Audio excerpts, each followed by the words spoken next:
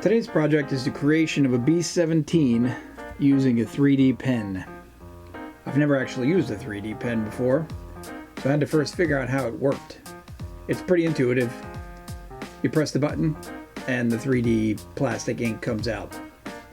You can change the speed at which it comes out, faster or slower. You can even reverse it. That's only useful if you're changing colors. I began by printing out a B-17 from 3 different angles. Really all I used was the main aerial shot. I outlined the silhouette and then just started filling in from there. It's sort of intuitive. I started by filling in the first wing just to see how it felt, and then filled in the fuselage just to see how 3 dimensions felt. Then went back and filled in the other wing. Vertical stabilizer seemed like it would be the next thing to create, so I created that and attached it.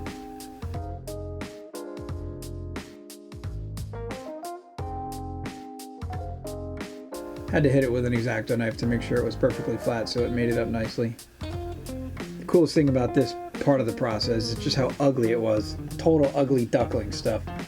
The way the pen ink, or whatever we're calling it, the way it lays in there, it's just so ugly. It looks like Davy Jones's locker kind of stuff, like it should be hanging from a wall in an undersea setting that's been there for 50 years rotting. Sort of looks like silly string. Completely useless. At this point I was pretty discouraged. I had an idea that I would be able to save it, but I thought, boy, oh boy, this is just terrible. Hit it with a lighter so that I could heat it up just a bit and bend it.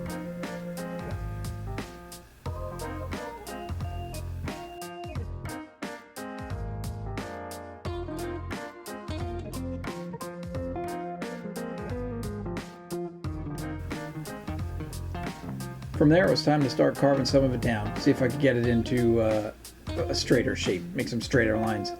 This is all X-Acto work. Next, I brought it out to the bench sander. It was a really aggressive way to bring some of those ridges down. Wasn't awesome, made an ugly mess of it. The friction of the belt sander heated it up and changed the color of some of the plastic, making it sort of brownish, blackish. Wasn't super happy with the result. The next phase was to hit it with some heat using a wood burner. I tamed more of the dimension to it. It's almost like it was a topographical map. I had to knock down the mountains and fill in the lakes.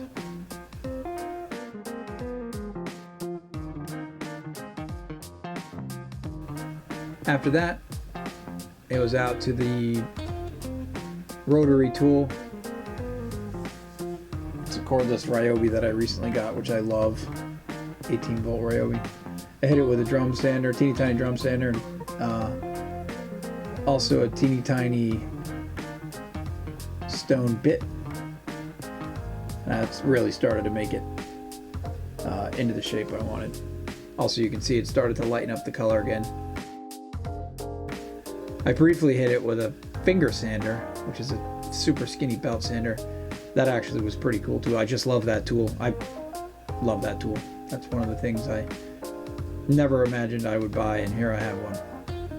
In fact, I didn't even know what it was. The most success I found was with this disc, this cutoff wheel. Cutoff wheel really allowed me to shuffle those surface areas around, and it heats it up enough that you can almost move it around in a semi-molten state, as well as carving it off. Hit it with some fine sandpaper for some time to really start to bring out those smooth edges. And then from there, the thing I found the most success with are these sanding boards. Bought a pack of 50 of these. Anybody looking for cheap nail files, these things are 10 bucks for 50 of them. You can't come anywhere near an emery board for that cost. So yeah, go to Amazon and check out sanding boards. They come in, I think, 4 or 5 different grits. I found the second most coarse and the third most coarse. So if you're gonna go, 1 is super coarse, 5 is super fine, I was using 2 and 3 the most. That black one is super coarse, and it really didn't do much, oddly enough. I found the blue and the gray worked the best.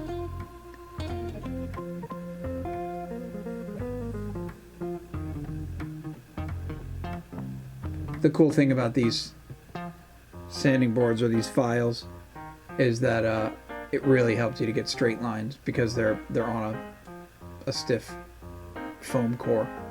So it really helped me to get straight lines out of the wings and the fuselage, and interestingly enough, the engine cowlings. The whole idea of creating a B-17 or some kind of shape that has compound curves that intersect like this using a 3D pen, a little kooky, but it was a real challenge. A lot of fun, but a real challenge. I found I was more often frustrated than I wasn't. At this point, I was just ready to see some color, see what it looked like. I threw a coat of green on there. Only after having shot it once did I realize, oops, that's olive. I wanted something a little more olive drab. That was like a hunter green. So I put on an olive drab coat, shot the bottom with gray, and then brightened it up with a little bit of white so that it was a little lighter. I was pretty happy with it. You can see it's if you're familiar with the silhouette of a B-17, it's not awesome. Close enough that you can tell what I was shooting for, but not awesome. So I decided I was going to actually go back and re-hit some of the major contours. The wings from leading edge to trailing edge are too skinny. It looks more like a U-2, less like a B-17. So I needed to add on all of the flaps on the back of the wing, is how you might think of it. So here in a bit I'll go back and do that. The engine cowlings are good enough, but I still wanted to create and insert small, perfectly circular engines in those engine cowlings. So I'll head back and do that as well. And then of course this is sitting on a nail, so I needed to create a base for it. So that's one more thing on the to-do list. Go ahead and create a base.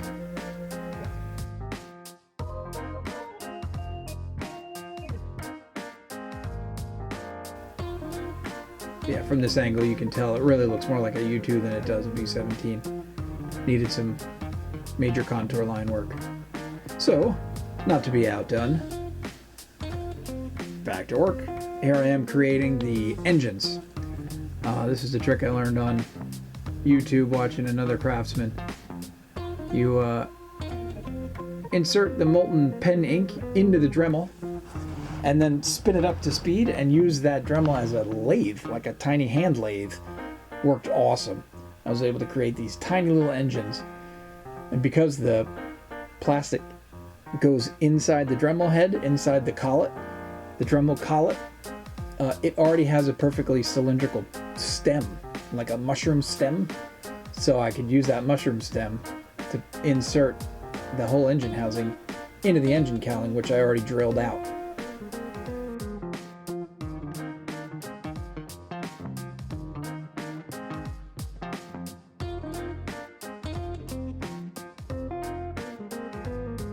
I was pretty happy with how those turned out. And actually, that's probably my favorite part of the whole process. I love working with a lathe. There's something magical about it.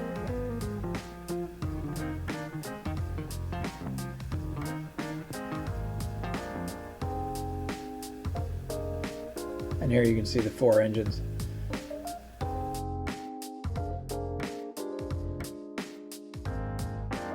This is me adding on more of a silhouette, more of a broad silhouette to those wings. I really did just add more plastic to the back and then sand them down. I found when I was sanding with the emery boards that it was a little bit fragile, so I went back, removed some of it a couple times actually, removed the fresh plastic, went back and filed down the original plastic to get the paint back off it. And then I thought, you know what, I'm going to clear all the paint off it, hit it with some carbon choke cleaner, and then redid the entire paint job. Give it a primer coat in gray, and then shot the top. Next was to make a stand. I wanted the stand to have a certain motion to it, so I made it in the shape of almost a wave. And then the base is just a rectangular prism.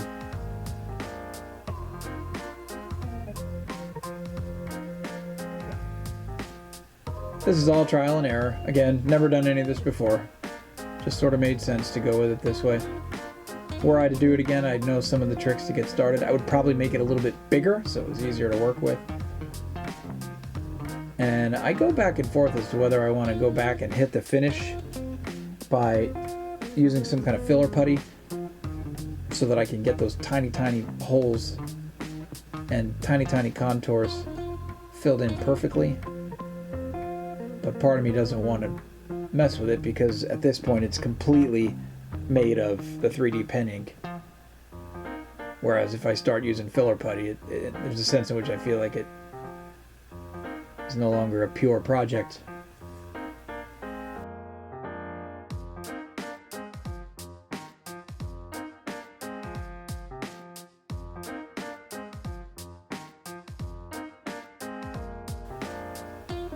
Little base turned out awesome. Similarly, I would go hit it with some putty if I chose to do that.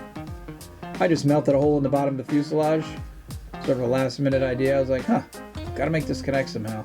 So I just melted a hole in the bottom of the fuselage to mount it. Then I have it sitting at a cocked angle here. You can take it on and off, but I like to have this cool angle to it. Yeah, I mean, it was a fun project. First time I've ever done it. It was a fun project.